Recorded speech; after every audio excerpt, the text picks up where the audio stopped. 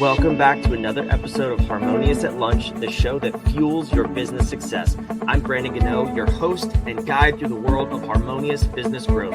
Today, we're unlocking powerful strategies with industry experts to help your business thrive. If you're a business owner, entrepreneur, or executive, you are in the right place. Join me and our incredible guest today on the journey to clarity, growth, and success. It is time to revolutionize your approach to business. Let's dive in with another episode of Harmonious at Lunch. Welcome back into some more bite-sized business advice. In today's episode, we're talking about burnout. We're also talking about breakfast a little bit on Harmonious at Lunch. I don't know, battle of the meals. I guess we'll see what happens. But I have a very special guest talking about burnout, Michael Levitt. Welcome to the show, and thank you for being here. Great to be with you. And I actually had breakfast for dinner last week, so we could invite them into the table too if we want. No, dinners, they're off the table. That's not one of the best meals of the day. Keep them over there where they belong. There you go. There you go. I am curious about this though. Breakfast Leadership is the name of your company. What does that mean? Where did that come from? Came to me in the shower. That's usually where a lot of good thoughts come to mind. There, or the device that's usually in the same room as the shower. Sometimes we get thoughts there as well, especially device is a new word. Yeah, well, I mean, you say loo, toilet. There's a variety. People should hopefully know what it is, but we'll say that device that's in there. But it came to me when I was launching my business because I thought, okay, Michael Levitt Consulting. That's not raising any eyebrows. They're going to say the name, they're going to know what I do, but it's not going to raise any eyebrows. So it's like, okay, what am I going to name this thing? So, leadership is something I'm passionate about. I'm a leader. I want leaders to be strong. The world needs strong leaders and healthy leaders so they can lead our companies and our organizations through whatever we get thrown at them. And over the last 5 or 6 years, we've thrown a lot at leaders, to say the least, with pandemics and global strife and economics and elections and everything else. Not been an easy time for a lot of organizations. So I knew I wanted to have leadership in the name. And then I thought, okay, what are we going to call it? And then breakfast is my favorite meal. No offense to lunch. I do love a good lunch as well. But, breakfast has been one of my favorite meals ever since I was a little kid. So I thought breakfast leadership. Well, let's see. Is that available? Let's go see if the domain's available. It was. So I registered it. And for my birthday a couple of years ago, I actually had breakfast leadership trademarked. For my birthday, the United States government usually sends you things on your birthday. They're asking for money. But in this case, it was a certificate saying that breakfast leadership is a registered trademark with the United States Patent and Trademark Office, which I thought, that is so cool. And it's still one of those things I look at from time to time, like, that's pretty cool.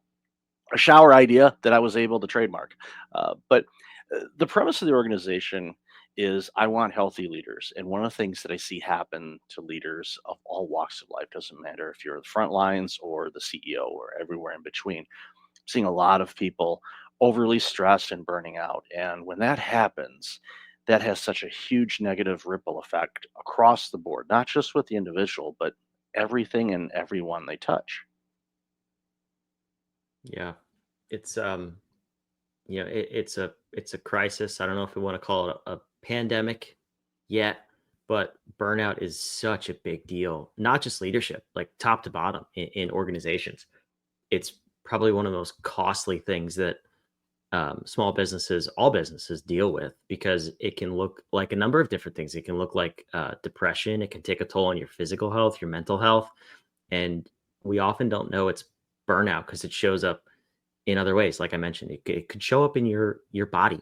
You could have a physical ailment that no one would say you're burnt out. They would say you have cancer. And how would we know the difference, right? So it's one of those things. You mentioned this before we started recording. Preventative maintenance is the best strategy here. And I wholeheartedly agree with you.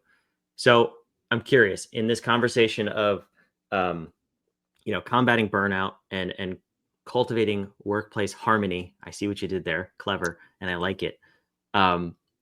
Where do we have to start? Where do you start? Where do you like to start in this conversation? Well, for me, burnout impacts, and I love how you said that. It really impacts people differently, and sometimes even the individual doesn't realize they're burned out. Everyone around them might, but they may not know, or it shows up in a variety of different ways. The majority of chronic diseases, I used to work in healthcare. I was a healthcare executive for several years, and I was actually, that's when I had my burnout, ironically. But bur- chronic diseases, the majority of them, stress is a major component of it because our body, when we are stressed, our body has to use its resources to address that stress because there's tension in the muscles, your digestive system isn't working, blood's not flowing properly, your arteries are clogging. There could be a variety of different things. Your cells could be changing, and all of a sudden you're dealing with a cancer diagnosis.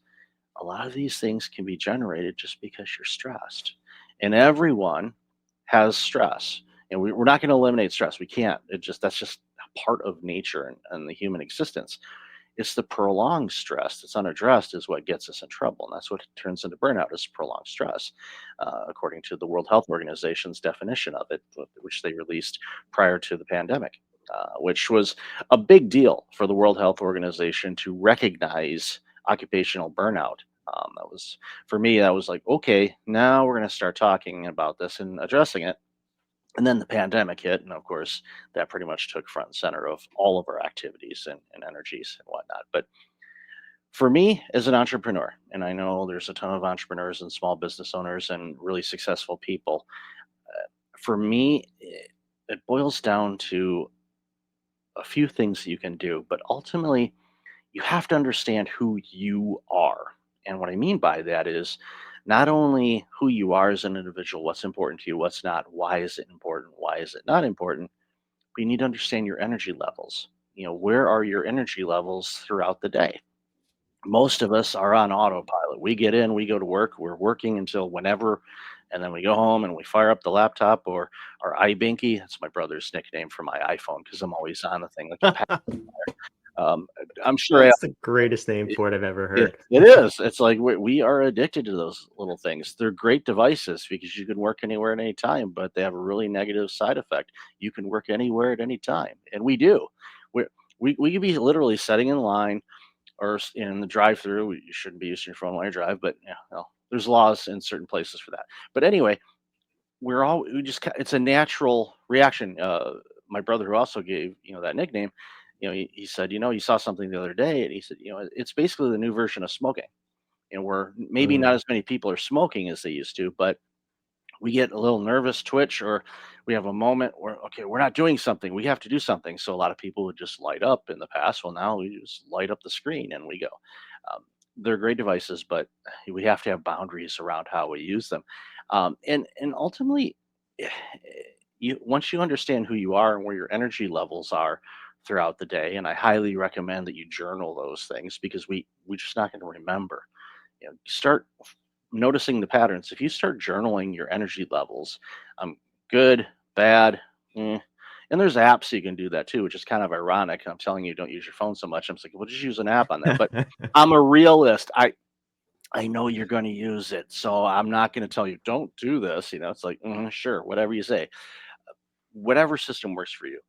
Document your energy over a period of time, and then you can notice, all right, I'm a little bit more energetic during this time block.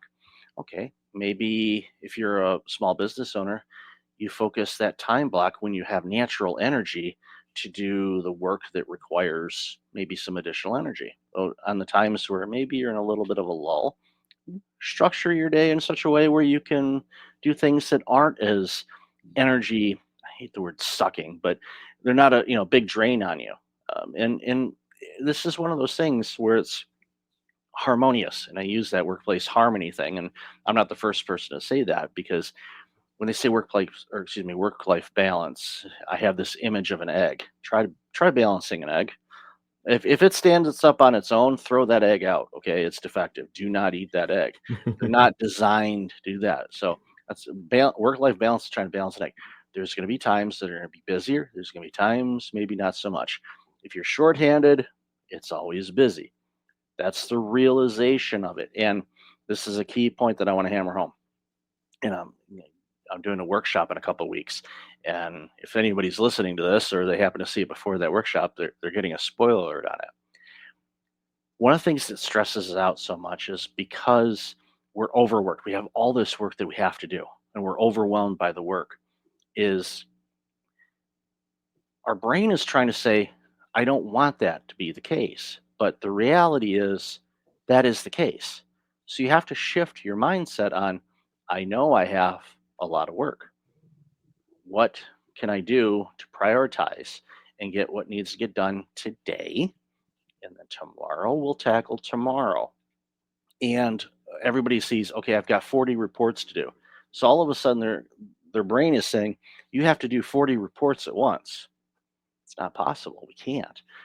So you have to figure out your workflow. And obviously, if you're working with teams, there's all of those things as well. But once you get a grasp of how you work and how your energy is and how your team works, you can start getting a bit of a flow. And once you start getting into a flow, there's less jagged edges, which creates uncertainty, and uncertainty causes stress, and stress turns into burnout. So there's little things you can do, little adjustments that can help a lot. And they've been a game changer for me after recovering from my own burnout journey that allows me to get a lot of stuff done in not as much time as it used to take me because I figured out the systems that work for me and my team to be able to get the things done that we need to get done. Yeah, I love the analogy and the word harmony. Obviously, I'm biased. I see that. I know what I just said. But the reason it's very intentional, the reason we use that term is because harmony requires action. It it says that basically in order to have harmony, there are things that are doing something. So let's use music, right? If you have if you have one instrument playing, there's no harmony. The minute you have two, you have to either have harmony or you have dissonance. Meaning playing is a verb. They're doing something. So the egg example is fantastic. You can't balance an egg, but you can make an egg stand up if it's spinning. It'll it'll balance itself while it's spinning because it's in motion. When we get out of harmony or we have that dissonance is when we're confused and we're doing too many things and we're also not doing the things that are in line with what that egg or that instrument should be doing. A tuba is not a saxophone. It cannot do the same thing, but we think that we should all be doing things that are outside of our zone of harmony. And I that's why I think this conversation is so fascinating because in the hustle culture that we have on other podcasts and YouTube channels and social media, you have people like Gary Vee and Alex Hormozy saying just go go go. Well, Michael just brought up a fantastic point. What's your energy level? We are all created uniquely and we have different energy pools that we can pull from. Alex Hormozy might have infinite energy compared to you. So if you try to go like him, you're going to burn out in like 3 minutes. And that's just a bad example of trying to be like somebody else. You have to be like you.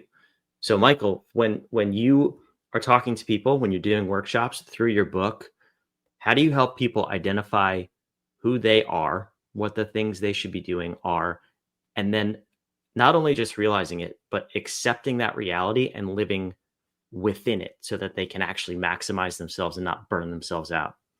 Yeah, for me, and especially if it's working with the team, if it's working with an individual, and I've done that with, and I do that with, executives and whatnot. It's very similar to say, okay, let's rip the band-aid off and let's put everything that you have on your plate right now on a piece of paper or on a whiteboard or whatever we can do, so we can visually see the universe, and from there, we can go, okay, do we have any related things that if we work on this, it helps this? Or what quadrant of the brain uses this area? So we try to group things together. And that was one of the life hacks that I did for me several years ago was I tried to structure my days.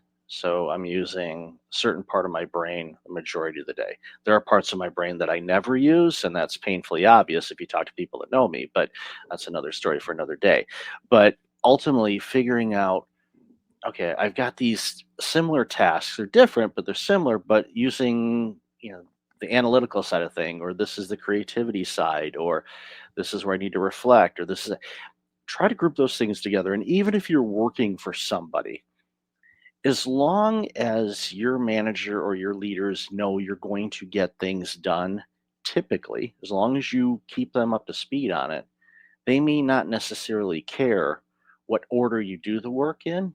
They're more or less focused on what's the outcome, when's it due, and hopefully they let you know. If they don't, there's part of your stress. You don't know when things are done or when things are supposed to be done, and everything's priority one. Yeah, no, it's not. No, it's not. That's where communication, I find, is a huge gap in a lot of organizations. So cutting through those silos helps. And again, when you're starting to work things out and say, okay, why is this thing stressing you out? Because sometimes I can read the body language from somebody. They write this down. I could tell, ooh, they don't like doing that. Why?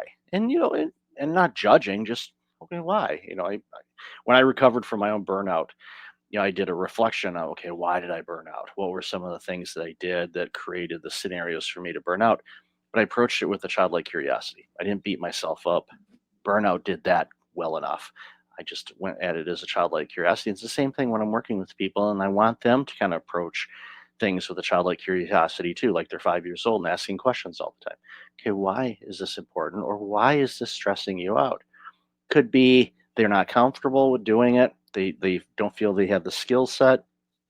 Could be a past trauma. Could be something, I did something like that several years ago and I got yelled at and got demoted and it was a bad thing. So naturally they're going to be a little hesitant to do that. So once you flush those things out and bring it out, then we say, okay, well, let's address that and see if this is not hopefully the same type of situation, and they get over that hurdle. And they get over that hurdle, just like any athlete, when they hit another plateau, they feel amazing. Well, people do too. You overcome something that's been a barrier for you. You overcome that, you feel amazing. What does that do? It reinvigorates you. It gives you that little extra boost. It reminds you why you launched this business or why you went out on your own or why you do the work that you do.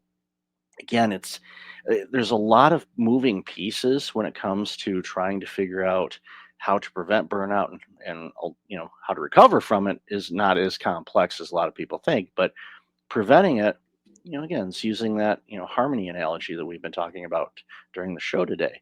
It's figuring out what harmonious notes do you play or do you need in order for you to be the best version of you. I so love this conversation. It's fantastic. It's everything we're about here at Human Op, and I love that you are bringing this conversation out into the world too. Because the conversation of burnout is not a 15-minute conversation. This is not even the tip of the iceberg.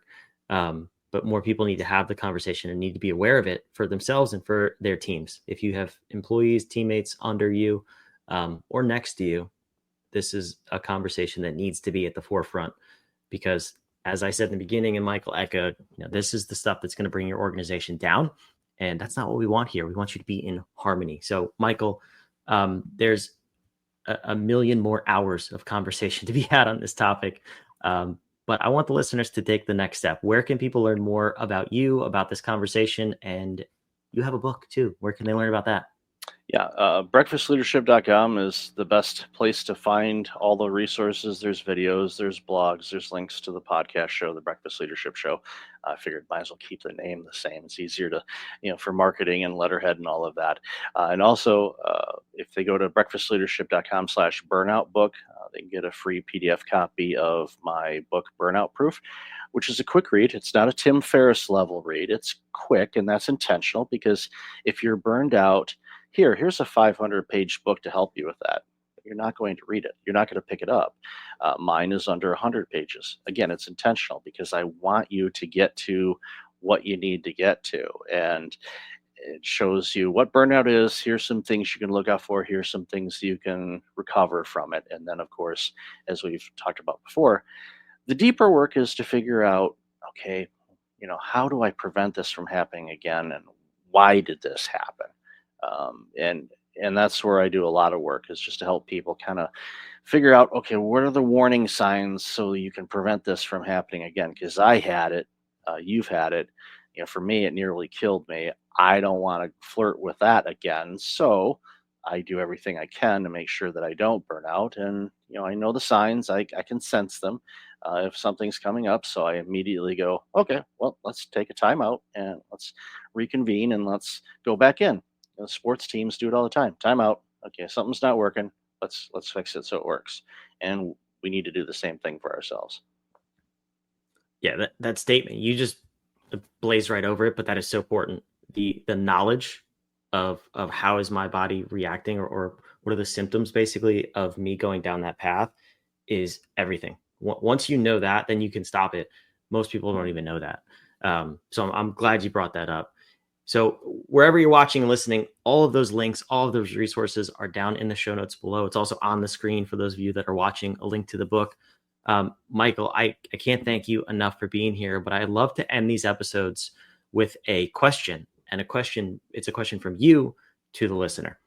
This is, like I said, a big conversation, and it's a necessary conversation. But for the listener, what's a question that you want them to ask themselves so that they can either take action or take the next step along this journey and actually have a takeaway from this episode? What's that powerful question from you to them? How are you sleeping? If your sleep That's an isn't interesting question.